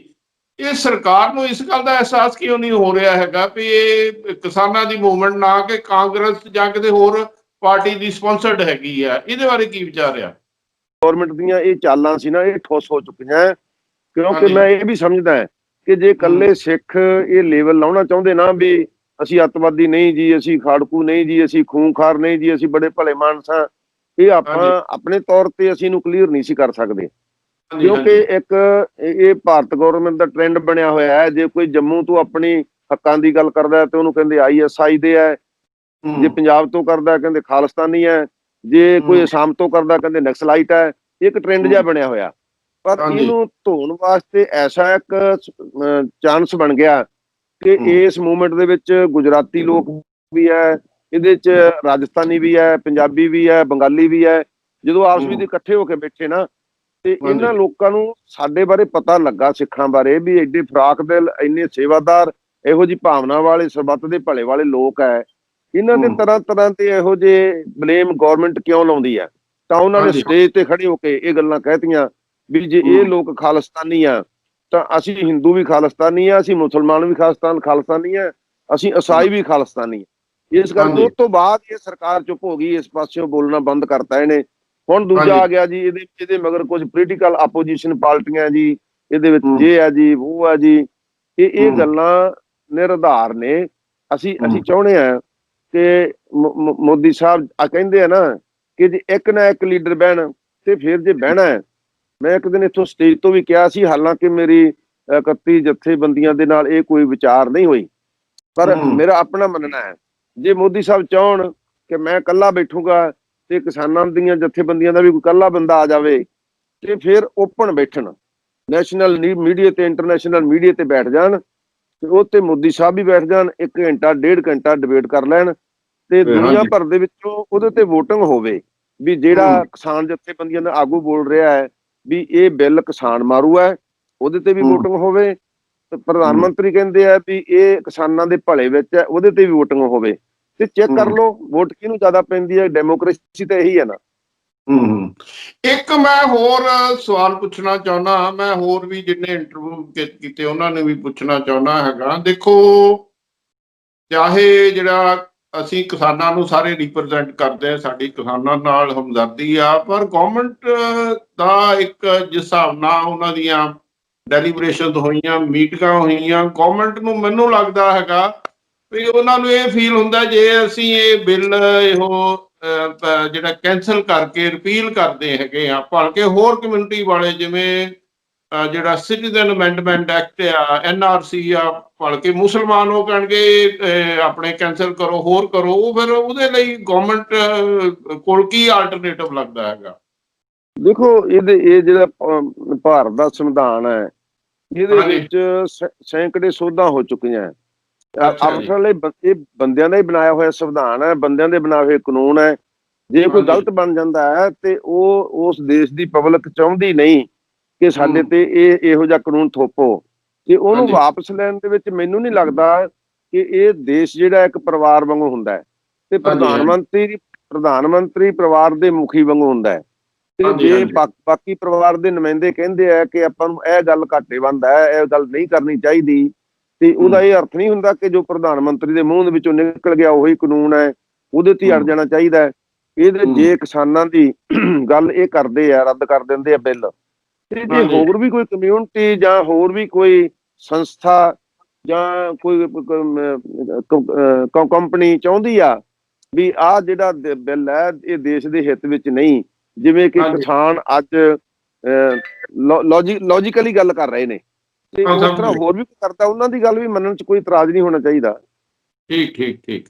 ਚਲੋ, ਇਹ ਹੁਣ ਦੇਖੋ, ਇਹ ਜਿੱਦਾਂ ਅੰਗਰੇਜ਼ਾਂ ਦੇ ਵੇਲੇ ਦਾ ਸੀ, ਉਸ ਵੇਲੇ ਆਪਾਂ ਤਾਂ ਜੇ ਜਨਮ ਨਹੀਂ ਸੀ ਲਿਆ, ਇਹ ਅਸੀਂ ਹਿਸਟਰੀ ਪੜ੍ਹੀ ਹੈਗੀ ਕਿਸ ਤਰ੍ਹਾਂ ਬੜੇ ਵੱਡੇ ਵੱਡੇ ਮੋਰਚੇ ਚੱਲੇ ਹੈਗੇ ਆ, ਜਿਹੜੇ ਜਦੋਂ ਅੰਗਰੇਜ਼ਾਂ ਦਾ ਰਾਜ ਵਿੱਚ ਜੋ ਸਿੱਖਾਂ ਨਾਲ ਉਹਨਾਂ ਨੇ ਜ਼ਿਆਦਤੀਆਂ ਕੀਤੀਆਂ। ਮੈਨੂੰ ਵੀ ਲੱਗਦਾ ਇਹ ਸ਼ਾਇਦ ਵੱਡਾ ਲੰਬਾ ਇਹੋ ਸੰਘਰਸ਼ ਚੱਲੇਗਾ। ਇਹਦੇ ਲਈ ਤੁਸੀਂ ਆ ਜਿਹੜਾ ਹੁਣ 26 ਜਨਵਰੀ ਆ, ਇਹ ਮੇਨ ਇਵੈਂਟ ਆ। ਕਿਸਾਨ ਇੱਕ ਸਿੰਬੋਲਿਕ ਪ੍ਰੋਟੈਸਟ ਵੱਲੋਂ ਟਰੈਕਟਰ ਰੈਲੀ ਬੜੇ ਵੱਡੇ ਲੈਵਲ ਤੇ ਕੱਢਣ ਦੀ ਯੋਜਨਾ ਕਰ ਰਹੇ ਆ। ਉਹ ਕਿਸ ਤਰ੍ਹਾਂ ਦਾ ਮਤਲਬ ਤੁਸੀਂ ਰਿਜ਼ੈਂਟਮੈਂਟ ਅਗਾਂਹ ਜਿਹੜੀ ਹੈਗੀ ਆ ਸ਼ੋਅ ਕਰਨ ਦੀ ਪੂਰੇ ਇੰਡੀਆ ਤੇ ਵਰਲਡ ਵਾਈਡ ਵਿੱਚ ਕਿਸ ਤਰ੍ਹਾਂ ਦੀ ਪਲੈਨਿੰਗ ਕਰ ਰਹੇ ਹੋ? ਉਹ ਭਾਰਤਵਾਜ ਜੀ ਗੱਲ ਇਹ ਹੈਗੀ ਹੈ, ਜਿੰਨੇ ਇੱਥੇ ਕਿਸਾਨ ਆ ਉਹ ਕਹਿੰਦੇ ਦੇਖੋ ਇਹ ਦੇਸ਼ ਸਾਂਝਾ ਦੇਸ਼ ਹੈ, ਇਹ ਕਿਸੇ ਹਾਂਜੀ ਇੱਕ ਵਿਅਕਤੀ ਦਾ, ਇਕੱਲੇ ਪ੍ਰਧਾਨ ਮੰਤਰੀ ਦਾ ਦੇਸ਼ ਨਹੀਂ। 26 ਜਨਵਰੀ ਨੂੰ ਜੇ ਪ੍ਰਧਾਨ ਮੰਤਰੀ ਜਸ਼ਨ ਮਨਾ ਸਕਦੇ ਆ, ਇੰਡੀਆ ਗੇਟ ਤੇ ਪਰੇਡ ਕਰ ਸਕਦੇ ਆ, ਅਸੀਂ ਨਾ ਇੰਡੀਆ ਗੇਟ ਤੇ ਜਾਵਾਂਗੇ। ਸਾਨੂੰ ਦਿੱਲੀ ਦੇ ਵਿੱਚ ਉਹਨਾਂ ਨੇ ਵੀ ਤਾਂ ਦੇਸ਼ ਦੀ ਆਜ਼ਾਦੀ ਦਾ ਜਸ਼ਨ ਮਨਾਉਣ ਵਾਸਤੇ ਜੀ ਆਪਣੇ ਟਰੈਕਟਰ ਲੈ ਕੇ ਜਾਂਦੇ ਆ, ਦੇਸ਼ ਦੇ ਝੰਡੇ ਲੈ ਕੇ ਜਾਂਦੇ ਆ, ਤੇ ਉਹਦੇ 'ਚ ਦੇਸ਼ ਦੀ ਏਕਤਾ ਨੂੰ ਜਾਂ ਦੇਸ਼ ਦੀ ਅਖੰਡਤਾ ਨੂੰ ਜਾਂ ਸੰਵਿਧਾਨਕ ਤੌਰ ਤੇ ਕੀ ਉਹਦੇ 'ਚ ਸਮੱਸਿਆ ਪੈਦਾ ਹੋ ਸਕਦੀ? ਕੁਝ ਵੀ ਨਹੀਂ। ਜੇ ਕਰਦਾ ਕੋਈ ਕਰ ਦੇਣਾ ਚਾਹੀਦਾ ਹੈ। ਅੱਛਾ, ਜੇ ਗਵਰਨਮੈਂਟ ਸੋਚਦੀ ਹੈ ਵੀ ਇਹ ਚੀਜ਼ ਨਹੀਂ ਹੋਣਾ ਚਾਹੀਦੀ, ਇਹ ਭਾਰਤ ਦੀ ਗਵਰਨਮੈਂਟ ਦੇ ਖਿਲਾਫ ਹੈ, ਤੇ ਫਿਰ ਉਦੋਂ ਪਹਿਲਾਂ ਮੰਗਾਂ ਮੰਨ ਲੈਣੀਆਂ ਚਾਹੀਦੀਆਂ। ਮੈਂ ਇੱਕ ਗੱਲ ਹੋਰ ਛੋਟੀ ਜਿਹੀ ਤੁਹਾਨੂੰ ਇਹਦੇ 'ਚ ਦੱਸਣੀ ਚਾਹੁੰਦਾ, ਜਿਹੜੇ ਦੇਸ਼ ਭਾਰਤ ਦੇ ਮਿੱਤਰ ਨੇ, ਜਿਨ੍ਹਾਂ ਨਾਲ ਮਿੱਤਰਤਾ ਬਣਾਈ ਮੋਦੀ ਸਾਹਿਬ ਦੇ ਸਮੇਂ ਪ੍ਰਧਾਨ ਮੰਤਰੀ ਹੁੰਦਿਆਂ, ਇਹਨਾਂ ਨੇ ਡਿਵੈਲਪਮੈਂਟ ਦੇ ਤੌਰ ਤੇ ਬਹੁਤ ਦੇਸ਼ਾਂ ਦੇ ਪ੍ਰਧਾਨ ਮੰਤਰੀਆਂ ਨੂੰ ਮਿਲੇ ਇਹ, ਹਾਂਜੀ ਲੋਕਾਂ ਨੇ ਉਹਨੂੰ ਚੰਗਾ ਵੀ ਸਮਝਿਆ। ਅੱਜ ਉਹਨਾਂ ਹੀ ਦੇਸ਼ਾਂ ਦੇ ਪ੍ਰਧਾਨ ਮੰਤਰੀ, ਉਹਨਾਂ ਦੀ ਦੇਸ਼ਾਂ ਦੀ ਪਾਰਲੀਮੈਂਟ, ਉੱਥੋਂ ਦੇ MP ਇਹ ਕਹਿ ਰਹੇ ਨੇ ਕਿ ਜਿਹੜਾ ਕਿਸਾਨਾਂ ਦਾ ਮੋਰਚਾ ਹੈ, ਇਹ ਸੱਤਿਆਗ੍ਰਹਿ ਬਹੁਤ ਹੀ ਪੀਸਫੁਲੀ ਹੈ, ਇਹ ਸ਼ਾਂਤਮਈ ਹੈ, ਇਹਦੀਆਂ ਮੰਗਾਂ ਮੰਨ ਲੈਣੀਆਂ ਚਾਹੀਦੀਆਂ, ਇਹਨੂੰ ਸੋਲਵ ਕਰਨਾ ਚਾਹੀਦਾ ਹੈ। ਇੱਥੋਂ ਹਾਂਜੀ ਦੇਖੋ ਕੈਨੇਡਾ ਦੇ ਪ੍ਰਧਾਨ ਮੰਤਰੀ ਤੇ ਇੱਥੋਂ ਤੱਕ ਕਹਿ ਦਿੱਤਾ ਕਿ ਮੈਂ ਜ਼ਿੰਦਗੀ 'ਚ ਇਹੋ ਜਿਹਾ ਸ਼ਾਂਤਮਈ ਸੰਘਰਸ਼ ਹੀ ਨਹੀਂ ਦੇਖਿਆ। ਇਹਨੂੰ ਹਾਂਜੀ ਨਾ ਮੰਨਣਾ ਵੀ ਇੱਕ ਬਹੁਤ ਉੱਥੋਂ ਦੀ ਜਨਤਾ ਦੇ ਨਾਲ ਬੇਇਨਸਾਫੀ ਹੈ। ਦੇਖੋ ਹਾਂਜੀ ਜਦੋਂ ਬਰਤਾਨੀਆ ਦੀ ਲੈ ਲਓ ਗੌਰਮੈਂਟ, ਤੁਸੀਂ ਅਮਰੀਕਾ ਦੀ ਲੈ ਲਓ, UNO ਲੈ ਲਓ, ਹਰ ਥਾਂ ਤੇ ਆਵਾਜ਼ ਉੱਠ ਰਹੀ ਹੈ। ਤੇ ਇਹ ਫਿਰ ਸਾਡੇ ਪ੍ਰਧਾਨ ਮੰਤਰੀ ਨੂੰ ਬਿਨਾਂ ਕੋਈ ਝਿਜਕ, ਕਿਉਂਕਿ ਆਪਣੇ ਦੇਸ਼ ਦੇ ਬੰਦੇ ਆ, ਕੋਈ ਪਾਕਿਸਤਾਨ ਦੇ ਚਾਈਨਾ ਦੇ ਬੰਦੇ ਤਾਂ ਹੈ ਨਹੀਂ। ਇਹਨਾਂ ਹਾਂਜੀ ਦੇ ਪਰਿਵਾਰ ਦੇ ਸਾਹਮਣੇ ਆਪਣੀਆਂ ਗੱਲਾਂ ਜੇ ਮੰਨੀਆਂ ਜਾਂਦੀਆਂ ਤਾਂ ਕੋਈ ਹਿੱਠੀ ਵਾਲੀ ਗੱਲ ਨਹੀਂ ਕਿ ਇਹ ਸਾਡਾ ਪਰਿਵਾਰ ਹੈ, ਆਪਸ ਵਿੱਚ ਹੀ ਬੈਠ ਕੇ ਅਸੀਂ ਮਸਲੇ ਹੱਲ ਕਰਨੇ ਆ। ਤੇ ਇਹ 26 ਜਨਵਰੀ ਤੋਂ ਪਹਿਲਾਂ ਕਰ ਲੈਣਾ ਚਾਹੀਦਾ ਤਾਂ ਕਿ ਕੋਈ ਝੰਜਟ ਪਵੇ ਹੀ ਨਾ ਜਿਨ੍ਹਾਂ ਦਾ ਇਹਨਾਂ ਨੂੰ ਖਤਰਾ ਹੈ। ਇੱਕ ਮੈਨੂੰ ਹੋਰ ਸਵਾਲ ਦੱਸੋ, ਦੇਖੋ ਪਿੱਛੇ ਠੰਡ ਵੀ ਬਹੁਤ ਜ਼ਿਆਦਾ ਸੀ, ਜਿਹੜੇ ਆਮ ਲੋਕੀ ਤਾਂ ਉਹਨਾਂ ਨੂੰ ਰਜਾਈਆਂ ਲੈ ਕੇ ਘਰਾਂ ਵਿੱਚ ਹੀ ਠੰਡ ਲੱਗਦੀ ਹੈਗੀ। ਇਹ ਜਿਹੜੇ ਕਿਸਾਨ ਨੇ ਖੁੱਲੇ ਆਸਮਾਨ ਵਿੱਚ ਪਏ ਸੀ, ਫਿਰ ਉਹ ਧੁੰਦ ਤੇ ਉਹ ਬਹੁਤ ਜ਼ਿਆਦਾ ਕੋਹਰਾ ਬੜਾ ਪਿਆ, ਫਿਰ ਬਾਅਦ ਵਿੱਚ ਬਾਰਿਸ਼ 3-4 ਦਿਨ ਬੜੀ ਪੈਂਦੀ ਰਹੀ ਹੈਗੀ। ਮੰਨਿਆ ਇਹ ਕਿਸਾਨ ਪ੍ਰੋਟੈਸਟ ਕਰ ਰਹੇ ਸੀ, ਬੀਇੰਗ ਮੋਦੀ ਸਾਹਿਬ ਨੂੰ ਕੰਟਰੀ ਦਾ ਹੈੱਡ ਹੋਣ ਦੇ ਨਾਤੇ ਇੱਕ ਗੁੱਡਵਿਲ ਜੈਸਚਰ ਨਹੀਂ ਸੀ ਦਿਖਾਉਣਾ ਚਾਹੀਦਾ ਵੀ ਕੋਈ ਉਹ 20-25-40-50 ਟੈਂਟ ਲਗਾ ਦਿੰਦੇ ਜਿਹਦੇ ਵਿੱਚ ਉਹ ਬਾਰਿਸ਼ ਦੀ ਕੋਈ ਪ੍ਰੋਵੀਜ਼ਨ ਹੁੰਦੀ। ਚਲੋ ਪ੍ਰੋਟੈਸਟ ਇੱਕ ਜਿਹੜਾ ਸਿਟੀਜ਼ਨ ਤਾਂ ਇਹ ਕੰਟਰੀ ਦੇ ਆ, ਸਰਕਾਰ ਨੇ ਇਸ ਤਰ੍ਹਾਂ ਦਾ ਕੋਈ ਗੁੱਡਵਿਲ ਜੈਸਚਰ ਨਹੀਂ ਦਿਖਾਇਆ। ਇਹਦੇ ਬਾਰੇ ਕੀ ਕਹਿਣਾ ਚਾਹੁੰਦੇ ਹੋ? ਇਹ ਅਸੀਂ ਜਿਹਦੇ ਵਿੱਚ ਬਹੁਤ ਜਿਹੜੇ ਇਨਸਾਫ ਪਸੰਦ ਲੋਕ ਹੈ, ਇਹੋ ਜੀ ਆਸ ਰੱਖਦੇ ਸੀ ਵੀ ਸੰਘਰਸ਼ ਇੱਕ ਪਾਸੇ ਹੈ ਤੇ ਜਿਹੜੇ ਜਿਹੜੀ ਹਿਊਮਨਿਟੀ ਹੈ ਉਹ ਇੱਕ ਪਾਸੇ ਹੈ। ਉਹਦੇ ਵਾਸਤੇ ਜ਼ਰੂਰ ਇਹੋ ਜਿਹਾ ਉਪਰਾਲਾ ਕਰਨਗੇ, ਕੋਈ ਟਾਇਲਟ ਵਗੈਰਾ ਬਣਾਉਣੀਆਂ, ਪਾਣੀ ਦੀ ਸਪਲਾਈ ਕਰਨੀ ਹੈ, ਜਾਂ ਇਹੋ ਜਿਹੇ ਬਾਰਿਸ਼ ਤੋਂ ਬਚਾਉਣ ਦਾ ਪ੍ਰਬੰਧ ਕਰਨਾ ਵੀ ਪ੍ਰਧਾਨ ਮੰਤਰੀ ਵੱਡਾ ਕੋਈ ਕਦਮ ਉਠਾਉਣਗੇ। ਪਰ ਇਹੋ ਜਿਹਾ ਉਹਨਾਂ ਨੇ ਕੁਝ ਵੀ ਨਹੀਂ ਕੀਤਾ। ਦੂਸਰੇ ਪਾਸੇ ਅਸੀਂ ਇਹ ਵੇਖਿਆ ਹੈ ਕਿ ਜਦੋਂ ਕੁਝ ਸ਼ਰਧਾਲੂ ਲੋਕ ਇਹੋ ਜਿਹੇ ਹਾਲਾਤ ਵਿੱਚ ਕੰਬਲਾਂ ਦੇ ਟਰੱਕ ਲੈ ਕੇ ਆਏ ਤੇ ਅਸੀਂ ਨਾਲ ਗਏ, ਵਲੰਟੀਅਰ ਨਾਲ ਲੈ ਕੇ, ਤੇ ਜਿੱਥੇ ਕਿੱਥੇ ਕਿ ਟਰਾਲੀ 'ਚ ਗਏ ਵੀ ਆ ਭਾਈ ਤੁਸੀਂ ਦੱਸੋ ਕਿੰਨੇ ਕੰਬਲ ਚਾਹੀਦੇ ਆ। ਕਿਸੇ ਨੇ ਨਹੀਂ ਕਿਹਾ ਸਾਨੂੰ 5 ਕੰਬਲ ਦੇ ਦਿਓ, ਕਹਿੰਦੇ 2 ਦੇ ਦਿਓ, ਸਾਡਾ 2 ਨਾਲ ਸਰ ਜਾਣਾ, ਬਾਕੀ ਅੱਗੇ ਦੇ ਦਿਓ। ਤੇ ਜੇ ਸਾਡੇ ਜਾਣ ਤੋਂ ਪਹਿਲਾਂ ਵੀ ਨਹੀਂ ਕਹਿ ਰਹੇ ਕਿ ਅਸੀਂ ਬੜੀ ਮੁਸੀਬਤ ਵਿੱਚ ਹੈ, ਉਹ ਕਹਿ ਰਹੇ ਤੇ ਰੱਬ ਦਾ ਭਾਣਾ ਜੀ, ਬੜਾ ਸ਼ੁਕਰ ਹੈ ਰੱਬ ਦਾ, ਕੋਈ ਗੱਲ ਨਹੀਂ, ਇਹ ਪਹਿਲਾਂ ਕਿਹੜਾ ਬਰਸਾਤਾਂ ਵੇਖੀਆਂ ਨਹੀਂ। ਮਤਲਬ ਕੋਈ ਉਹਨਾਂ ਦਾ ਮੋਰਲ ਬੜਾ ਅਪ ਮੋਰਲ ਸੀ, ਬੜੀ ਚੜ੍ਹਦੀ ਕਲਾ 'ਚ ਸੀ। ਉਹਨਾਂ ਨੂੰ ਕੋਈ ਆਏ ਨਹੀਂ ਸੀ ਕਿ ਬਾਰਿਸ਼ 'ਚ ਭਿੱਜ ਗਏ, ਅਸੀਂ ਬੜੀ ਮੁਸੀਬਤ ਵਿੱਚ ਫਸ ਗਏ ਆ।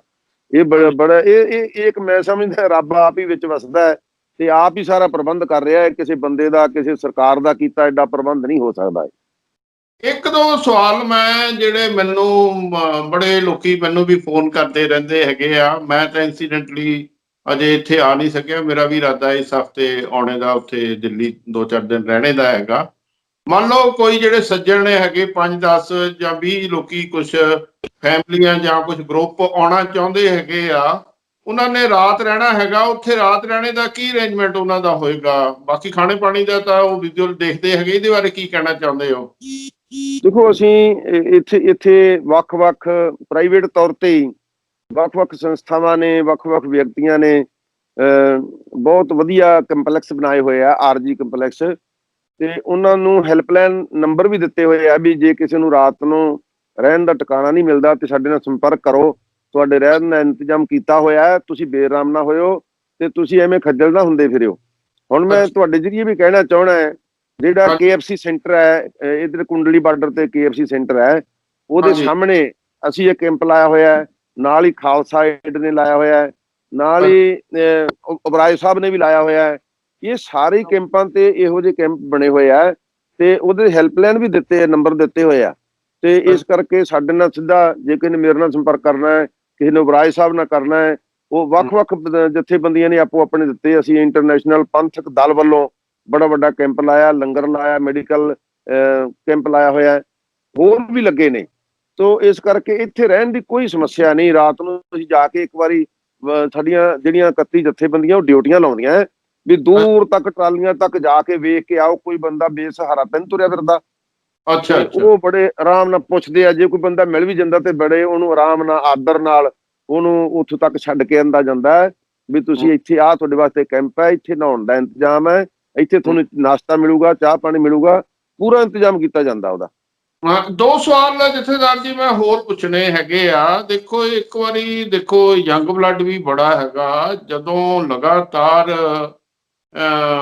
ਮਤਲਬ ਟੌਰਚਰ ਕੀਤਾ ਜਾਵੇ, ਕਈ ਵਾਰੀ ਸਬਰ ਦਾ ਪਿਆਲਾ ਜਿਹੜਾ ਭਰ ਜਾਂਦਾ ਹੈਗਾ, ਤੇ ਮੂਵਮੈਂਟ ਕਿਤੇ ਵਾਇਲੈਂਟ ਤੇ ਨਹੀਂ ਹੋਣੇ ਦਾ ਖਦਸ਼ਾ ਸਾਨੂੰ ਲੱਗਦਾ ਹੈਗਾ। ਜਿਸ ਹਿਸਾਬ ਨਾਲ ਬੰਦੇ ਮੇਰੇ ਖਿਆਲ 53 ਕੁ ਤਾਂ ਕਿਸਾਨ ਮਰ ਗਏ ਹੈਗੇ, ਉਹਨਾਂ ਦਾ ਕੁਛ ਬੜਾ ਰਿਜ਼ੈਂਟਮੈਂਟ ਵਿੱਚ ਦੇ ਵੀਡੀਓ ਆਉਂਦੇ ਹੈਗੇ, ਇਹਦੇ ਬਾਰੇ ਕੀ ਕਹਿਣਾ ਚਾਹੁੰਦੇ ਹੋ? ਦੇਖੋ ਅਸੀਂ ਇੱਥੇ ਸਟੇਜ ਤੋਂ ਵੀ ਸਿਆਣੇ ਵੀ ਡਾਕਟਰ ਵੀ ਇਹ ਰਾਏ ਦਿੰਦੇ ਆ ਕਿ ਇਹ ਜਿਹੜੇ ਬੰਦਿਆਂ ਦੀਆਂ ਮੌਤਾਂ ਹੋਈਆਂ ਨਾ, ਇਹ ਉਹਨਾਂ ਬੰਦਿਆਂ ਦੀਆਂ ਮੌਤਾਂ ਹੋ ਗਈਆਂ ਜਿਹੜੇ ਟੀਅਰ ਗੈਸ ਜਿਹੜੀ ਛੱਡੀ ਗਈ ਸੀ ਉਹਦੀ ਡੇਟ ਐਕਸਪਾਇਰ ਹੋਈ ਵੀ ਸੀਗੀ, ਤੇ ਉਹਦਾ ਦੂਰ ਤੱਕ ਅਸਰ ਰਿਹਾ। ਇੱਕ ਵਾਰੀ ਤਾਂ ਉਹ ਬਚ ਗਏ ਜਿਹਨੂੰ ਬਹੁਤ ਧੂਆਂ ਚੜ ਗਿਆ ਜਾਂ ਅੱਖਾਂ ਨੂੰ ਚੜ ਗਿਆ ਜਾਂ ਸਿਰ ਦਰਦ ਕਰਨ ਲੱਗ ਗਿਆ, ਉਹ 15-20 ਦਿਨਾਂ ਦੇ ਵਿੱਚ ਉਹਨਾਂ ਦੀ ਮੌਤ ਹੋ ਗਈ। ਤੇ ਜਿਹੜੀ ਦੂਜੀ ਗੱਲ ਹੈ ਕਿ ਦੇਖੋ ਇੰਨੀ ਸ਼ਾਂਤਮਈ ਦਾ ਇੰਤਹਾ ਨਹੀਂ ਲੈਣਾ ਚਾਹੀਦਾ। ਇਹ ਦੇਸ਼ ਦੇ ਪ੍ਰਧਾਨ ਮੰਤਰੀ ਨੂੰ, ਦੇਸ਼ ਦੀ ਸਰਕਾਰ ਨੂੰ ਬੜੀ ਗੰਭੀਰਤਾ ਨਾਲ ਸੋਚਣਾ ਚਾਹੀਦਾ। ਹੁਣ ਬਹੁਤ ਸਾਰੇ ਜਵਾਨ ਹੁੰਦੇ ਆ, ਨੌਜਵਾਨ ਪੁੱਛਦੇ ਆ ਵੀ ਆਪਾਂ ਕਦੋਂ ਤੱਕ ਬੈਠੇ ਰਹਿਣਾ, ਆਪਾਂ ਗਾਂਹ ਚੱਲੋ, ਆਪਾਂ ਲਾਲ ਕਿਲੇ ਤੇ ਚੱਲੋ, ਆਪਾਂ ਇੰਡੀਆ ਗੇਟ ਚੱਲੋ, ਉੱਥੇ ਜਾ ਕੇ ਧਰਨਾ ਦਿਓ। ਬੜੀਆਂ ਗੱਲਾਂ ਇਹੋ ਜਿਹੀਆਂ ਉੱਠਦੀਆਂ, ਪਰ ਹਾਲੇ ਤੱਕ ਬਹੁਤ ਕੰਟਰੋਲ ਹੈ। ਅਗਰ ਇਹੋ ਜਿਹੀ ਕੋਈ ਗੱਲ ਵਾਪਰਦੀ ਹੈ, ਇਹ ਬੇਕੰਟਰੋਲਾ ਹੁੰਦਾ, ਸ਼ਾਇਦ ਗੌਰਮੈਂਟ ਦੀ ਮਨਸ਼ਾ ਹੀ ਇਹ ਹੋਵੇ ਵੀ ਹੋਰ ਮਹੀਨਾ 2 ਮਹੀਨੇ ਬਿਠਾ ਛੱਡੋ, ਜਿੰਨੇ ਨੌਜਵਾਨ ਹੈ ਉਹਨਾਂ ਦੇ ਵਿੱਚ ਇਹੋ ਜਿਹੇ ਕੋਈ ਨਾ ਕੋਈ ਅਫਵਾਹਾਂ ਫੈਲਾ ਦਿੱਤੀਆਂ ਜਾਣ ਤੇ ਉਹ ਬੇਕੰਟਰੋਲ ਹੀ ਹੋ ਜਾਣ। ਪਰ ਉਹਦੀ ਜ਼ਿੰਮੇਵਾਰ ਤਾਂ ਗੌਰਮੈਂਟ ਹੋਵੇਗੀ ਨਾ। ਕਿਸਾਨਾਂ ਨੇ ਤਾਂ ਜਿੰਨਾ ਸਬਰ ਦਿਖਾਇਆ ਹੈ, ਜਿੰਨਾ ਕੰਟਰੋਲ ਰੱਖਿਆ ਹੈ, ਇਹ ਤੇ ਕਮਾਲ ਦਾ। ਤੇ ਹਾਲੇ ਵੀ ਉਹਨਾਂ ਦਾ ਹਾਲੇ ਵੀ ਤਹਈਆ ਹੈ ਕਿ ਭਾਵੇਂ ਸਾਨੂੰ 5 ਸਾਲ ਬਹਿਣਾ ਪਵੇ, ਅਸੀਂ ਇਹਦੇ ਚ ਉਗਰ ਨਹੀਂ ਹੋਣਾ, ਇਹਦੇ ਚ ਸ਼ਾਂਤਮਈ ਰਹਿਣਾ ਹੈ। ਇੱਕ ਦੁਨੀਆ ਨੂੰ ਅਸੀਂ ਦੱਸਣਾ ਹੈ ਕਿ ਸ਼ਾਂਤਮਈ ਸੰਘਰਸ਼ ਕੀ ਹੁੰਦਾ ਹੈ। ਸੋ ਇਸ ਵਾਸਤੇ ਕਿਸਾਨਾਂ ਦਾ ਰਵੱਈਆ ਇਹ ਹੈ। ਗੌਰਮੈਂਟ ਦਾ ਕੀ ਹੋ ਸਕਦਾ ਹੈ, ਤੇ ਹੁਣ ਗੌਰਮੈਂਟ ਹੀ ਜਾਣਦੀ, ਆਪਾਂ ਕਹਿ ਨਹੀਂ ਸਕਦੇ। ਇੱਕ ਆਖਰੀ ਸਵਾਲ ਮੈਂ ਪੁੱਛਣਾ ਚਾਹੁੰਦਾ, ਇੱਕ ਟ੍ਰਿਬਿਊਨ ਵਿੱਚ ਸੀ ਗਵਰਨਮੈਂਟ ਦਾ ਬੀ ਪਲਾਨ, ਤੁਹਾਡੀ ਵੀ ਸ਼ਾਇਦ ਨੌਲੇਜ ਵਿੱਚ ਹੋਵੇ। ਗਵਰਨਮੈਂਟ ਇਹ ਸੋਚ ਰਹੀ ਆ ਵੀ ਜਿੰਨੀਆਂ ਇਹਨਾਂ ਦੀਆਂ ਮੰਗਾਂ ਆ, ਇਹ ਜਿਹੜਾ ਐਗਜ਼ਿਸਟਿੰਗ ਬਿੱਲ ਆ ਉਹਨਾਂ ਵਿੱਚ ਅਮੈਂਡਮੈਂਟ ਕਰਕੇ ਪਾਰਲੀਮੈਂਟ ਚੋਂ ਪਾਸ ਕਰਕੇ ਕਹਿਣ ਜੀ ਅਸੀਂ ਇਹਨਾਂ ਦੀਆਂ ਸਾਰੀਆਂ ਮੰਗਾਂ ਮੰਨ ਲਈਆਂ ਹੈਗੀਆਂ, ਮੁੜ ਕੇ ਜਾਓ ਜੀ। ਇਹਦੇ ਬਾਰੇ ਕੀ ਵਿਚਾਰ ਹੈ? ਮੇਰਾ ਕੁਐਸਚਨ ਸਮਝ ਗਏ ਤੁਸੀਂ? ਮੈਂ ਸਮਝ ਗਿਆ, ਪਰ ਇਹ ਦੇਖੋ, ਇਹ ਤੇ ਫੈਸਲਾ ਕਰਨਾ ਕਿਸਾਨ ਜਥੇਬੰਦੀਆਂ ਦੀ ਆਗੂਆਂ ਨੇ। ਇਹਦੇ ਬਾਰੇ ਮੈਂ ਕੁਝ ਨਹੀਂ ਕਹਿ ਸਕਦਾ। ਪਰ ਅੱਜ ਦੀ ਡੇਟ ਤੱਕ ਜਿਹੜੀਆਂ 8 ਮੀਟਿੰਗਾਂ ਹੋਈਆਂ, ਉਹਦੇ ਵਿੱਚ ਇਹਨਾਂ ਨੇ ਇਸ਼ਾਰੇ ਮਾਤਰ ਇਹ ਗੱਲਾਂ ਕਹੀਆਂ ਕਿ ਅਸੀਂ ਤੁਹਾਡੀਆਂ ਸਾਰੀਆਂ ਮੰਗਾਂ ਮੰਨਣ ਨੂੰ ਤਿਆਰ ਹੈ, ਪਰ ਇੱਥੋਂ ਤੱਕ ਨਹੀਂ ਆਏ ਕਿ ਇਹ ਇੱਕ ਵਾਰੀ ਜਦੋਂ ਕਿਸਾਨ ਜਥੇਬੰਦੀਆਂ ਨੇ ਕਿਹਾ ਸੀ ਕਿ ਜਿਹੜੀ MSP ਤੁਸੀਂ ਸਾਰੇ ਆਲ ਇੰਡੀਆ ਤੇ ਲਾਓ, ਤੇ ਸਾਰੀਆਂ ਜਿਨਸਾਂ ਜਿੰਨੀਆਂ 23 ਜਿਨਸਾਂ ਹੈ ਹਾੜੀ ਸੋਨੇ ਦੀਆਂ, ਉਹ ਸਾਰੀਆਂ ਚੁੱਕਣ ਦਾ ਸਾਡੇ ਨਾਲ ਭਰੋਸਾ ਕਰੋ ਤੇ ਪਾਰਲੀਮੈਂਟ 'ਚ ਪਾਸ ਕਰੋ। ਉਹ ਇਸ ਤੋਂ ਮੁੱਕਰ ਗਏ, ਕਹਿੰਦੇ ਨਹੀਂ ਇਹ ਨਹੀਂ ਹੋ ਸਕਦਾ ਜੀ, ਇਹ ਤੇ ਬਹੁਤ ਵੱਡਾ ਅਮਾਊਂਟ ਹੈ ਜੀ। ਫਿਰ ਜਥੇਬੰਦੀਆਂ ਨੇ ਇਹ ਵੀ ਕਿਹਾ ਕਿ ਫਰਜ਼ ਕਰ ਲਓ, ਉਹ ਕਹਿੰਦੇ 17,000 ਕਰੋੜ ਰੁਪਏ ਦੀ ਸਾਡੀ ਖਰੀਦ ਹੈ। ਉਹ ਕਹਿੰਦੇ ਜੀ ਤੁਸੀਂ ਖਰੀਦੋਗੇ ਤੇ ਹੁਣ ਵੇਚੋਗੇ ਨਹੀਂ, ਜੇ ਵੇਚੋਗੇ ਉਹ ਚ ਪ੍ਰੋਫਿਟ ਵੀ ਆਏਗੀ, ਜੇ ਥੋੜਾ ਬਹੁਤਾ ਨੁਕਸਾਨ ਹੁੰਦਾ ਤੇ ਗਵਰਨਮੈਂਟ ਦੀ ਜ਼ਿੰਮੇਵਾਰੀ ਬਣਦੀ ਹੈ। ਮੈਨੂੰ ਲੱਗਦਾ ਹੈ ਕਿ ਇਹ ਪਲੈਨਿੰਗ ਤੇ ਬਹੁਤ ਕਰਨਗੇ ਵੀ ਆਹ B ਪਲਾਨ ਕਰ ਲਓ, C ਕਰ ਲਓ, ਪਰ ਇਹਦੇ ਤੇ ਅੰਤਮ ਫੈਸਲਾ ਤੇ ਉਹੀ ਹੋਊਗਾ ਜਿਹੜੀਆਂ ਕਿਸਾਨ ਜਥੇਬੰਦੀਆਂ ਦੇ ਆਗੂ ਕਰਨਗੇ। ਦੇਖੋ ਜਿੰਨਾ ਪੇਪਰਾਂ ਵਿੱਚ ਆਇਆ ਹੈਗਾ ਹੁਣ ਐਗਜ਼ੈਕਟ ਦਾ ਕੈਲਕੂਲੇਟ 3500 ਕਰੋੜ ਦਾ ਲਗਭਗ ਨੁਕਸਾਨ ਹੁੰਦਾ ਹੈਗਾ ਵਨ ਵੇ ਔਰ ਦਾ ਅਦਰ ਡੇਲੀ। ਐਡਾ ਵੱਡਾ ਸਰਕਾਰ ਜਿਹੜਾ ਇਹ ਵੀ ਜਿਹੜਾ ਨੁਕਸਾਨ ਹੋ ਰਿਹਾ ਡੇਲੀ ਉਹ ਸਹਾਰਦੀ ਹੈਗੀ ਆ। ਇਹ ਕਿਸਾਨਾਂ ਨੇ ਇਹੋ ਜਿਹੜਾ ਸਰਕਾਰ ਸਹਾਰੀ ਇਹ ਬੈਨੀਫਿਟ ਦੇ ਦੇਵੇ, ਇਸ ਗੱਲ ਨੂੰ ਮੋਦੀ ਸਾਹਿਬ ਨੂੰ ਨਹੀਂ ਕੋਈ ਸਮਝਾਉਣੇ ਵਾਲਾ ਹੈਗਾ। ਦੇਖੋ ਮੈਂ ਸਮਝਦਾ ਕਿ ਜੇ ਸੁਹਿਰਦਤਾ ਦਿਖਾਉਣ ਸਾਡੇ ਪ੍ਰਧਾਨ ਮੰਤਰੀ ਸਾਹਿਬ ਤੇ ਇਹ ਕੋਈ ਸਮੱਸਿਆ ਹੀ ਨਹੀਂ ਹੈਗੀ, ਕਿਉਂਕਿ ਵੱਡੇ ਵੱਡੇ ਖੇਤੀ ਦੇ ਮਾਹਰ ਬੰਦੇ ਬੈਠੇ ਨੇ ਜਿਹੜੇ ਇਕਨੋਮੀ ਦੇ ਉੱਪਰ ਬੜੀ ਪਕੜ ਰੱਖਦੇ ਨੇ। ਉਹਨਾਂ ਦਾ ਇਹ ਕਹਿਣਾ ਹੈ ਕਿ ਕੋਈ ਬਹੁਤ ਵੱਡੀ ਸਮੱਸਿਆ ਨਹੀਂ, ਜਿੱਡੀ ਵੱਡੀ ਆਪਾਂ ਸਮੱਸਿਆ ਬਣਾ ਕੇ ਬੈਠ ਗਏ, ਇਹੋ ਜਿਹੀ ਕੋਈ ਗੱਲ ਨਹੀਂ ਹੈਗੀ। ਤੇ ਨਿਸ਼ਚੈਵਾਚ ਕਿ ਪ੍ਰਧਾਨ ਮੰਤਰੀ ਸਾਹਿਬ ਕੋਲ ਵੀ ਤਾਂ ਇਹੋ ਜਿਹੇ ਅਨੇਕਾਂ ਬੰਦੇ ਹੋਣਗੇ ਜਿਹੜੇ ਸਲਾਹ ਦਿੰਦੇ ਹੋਣਗੇ। ਇੱਕ ਉਹ ਵੀ ਹੁੰਦੇ ਹੋਣਗੇ ਜਿਹੜੇ ਕਹਿਣਗੇ 2-4 ਘਰਾਣਿਆਂ ਨੂੰ ਤੁਸੀਂ ਚੁੱਕ ਲਓ, ਬਾਕੀਆਂ ਨੇ ਬੋਲ ਕੇ ਆਪੇ ਹਟ ਜਾਣਾ ਹੈ। ਪਰ ਦੂਜੇ ਪਾਸੇ ਡਾਕਟਰ ਸੁਬਰਾਮਨੀਅਮ ਸਵਾਮੀ ਵਰਗੇ ਬੰਦੇ ਵੀ ਤਾਂ ਹੋਣਗੇ ਜਿਹੜੇ ਰਾਏ ਦਿੰਦੇ ਹੋਣਗੇ ਵੀ ਭਾਈ ਤੂੰ ਆਏ ਨਾ ਕਰ, ਆਏ ਕਰ। ਇਹ ਹੁਣ ਸੋਚਣਾ ਸੁਹਿਰਦਤਾ ਜਿਹੜੀ ਦਿਖਾਉਣੀ ਹੈ ਇਹ ਪ੍ਰਧਾਨ ਮੰਤਰੀ ਨੇ ਦਿਖਾਉਣੀ ਹੈ। ਜਿਹੜਾ ਰਿਜ਼ਲਟ ਨਿਕਲਣਾ, ਜੋ ਦੁਨੀਆ ਦੇ ਵਿੱਚ ਇਹਦਾ ਇਮੇਜ ਜਾਣਾ ਹੈ, ਚੰਗਾ ਜਾਂ ਮਾੜਾ, ਉਹ ਪ੍ਰਧਾਨ ਮੰਤਰੀ ਦਾ ਜਾਣਾ ਹੈ।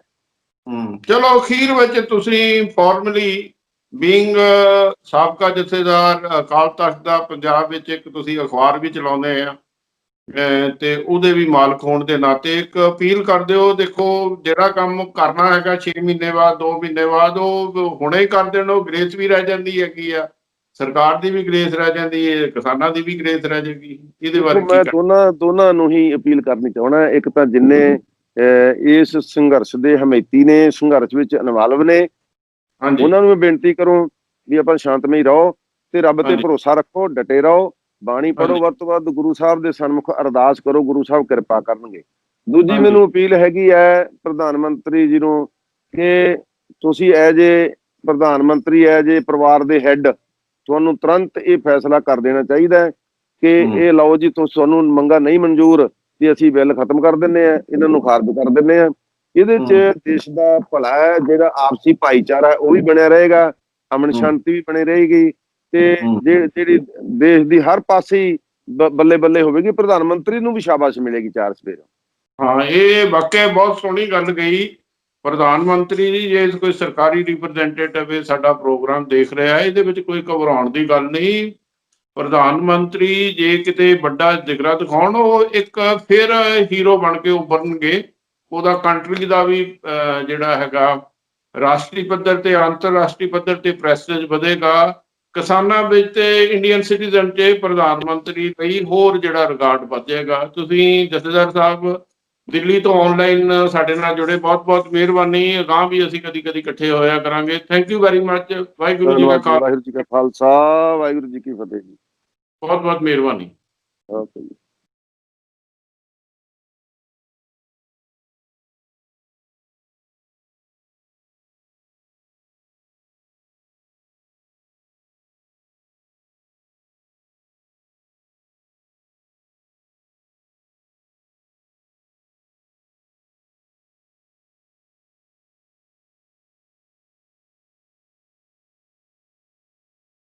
ਕਾਨੂੰਨ ਜਿਹੜੇ ਅੱਛੇ ਹੈ, ਕਾਨੂੰਨ ਅੱਛੇ ਹੈ, ਇਸ ਕਰਕੇ ਕਾਨੂੰਨ ਵਾਪਸ ਨਹੀਂ ਲੈ ਸਕਦੇ।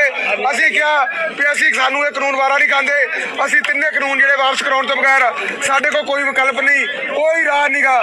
ਅਸੀਂ ਕਾਨੂੰਨ ਵਾਪਸ ਕਰਾ ਕੇ ਜਾਵਾਂਗੇ, ਚਾਹੇ ਜੋ ਵੀ ਇੱਥੋਂ ਹੋ ਜਾਏ। ਸਾਡੇ ਅਸੀਂ ਇੱਥੇ ਬਾਰਡਰਾਂ ਤੇ ਬੈਠੇ ਆ, ਅਸੀਂ ਉਹਨੇ ਚਿਰ ਵਾਪਸ ਨਹੀਂ ਜਾ ਸਕਦੇ। ਕਿੰਨਾ ਦੇਰ ਚੱਲੀ ਗੱਲਬਾਤ? ਕੋਈ ਪੌਣਾ ਘੰਟਾ ਪਹਿਲਾਂ ਚੱਲੀ ਆ ਤੇ ਅੱਧਾ ਘੰਟਾ ਬਾਅਦ ਚੱਲੀ ਆ।